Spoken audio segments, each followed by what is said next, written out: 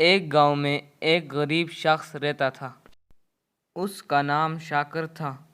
اس کے پاس ایک بکری تھی۔ وہ اپنی بکری کو باندھ کر رکھتا تھا۔ وہ بکری کے آگے چارہ بہت کم ڈالتا تھا۔ بکری بھوکی رہتی تھی۔ خود وہ مزدور تھا۔ ہر روز مزدوری کے لیے گھر سے جاتا تھا۔ دن بھر مزدوروں کے ساتھ کھڑا رہتا لیکن اسے مزدوری نہیں ملتی۔ مہینے بھر میں 4-5 دن اسے مزدوری ملتی تھی۔ گھر میں اکثر فقر و فاقہ رہتا تھا۔ کھانے پینے کے لیے کچھ نہ ہوتا۔ اس کی بیوی اکثر پریشان رہتی تھی اور غربت کی شکایت کرتی رہتی تھی۔ ایک دن ان کے دروازے پر فقیر آیا اور اس نے دستک دی۔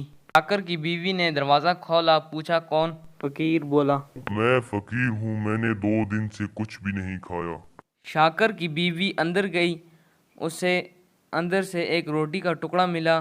وہ اٹھا کر لے آئی اور فقیر کو دے دیا اور فقیر سے بولی، بابا ہم بہت غریب ہیں، ہمارے پاس ایک یہی روٹی کا ٹکڑا ہے، آپ یہی رکھ لیں اور ہمارے لیے دعا کریں۔ فقیر نے کہا، بیٹی آپ کو پتہ ہے کہ آپ غریب کیوں ہو؟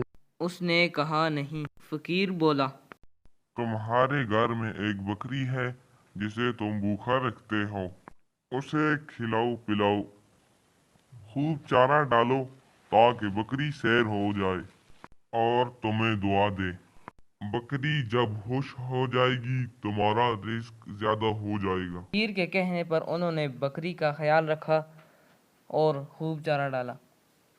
بکری سیر ہو کر خوب دودھ دینے لگی۔ چند دنوں میں ہی ان کے گھر کے حالات درست ہو گئے۔ اس کے بعد مزدور جب بھی مزدوری کے لیے جاتا اسے آسانی سے کام مل جاتا تھا۔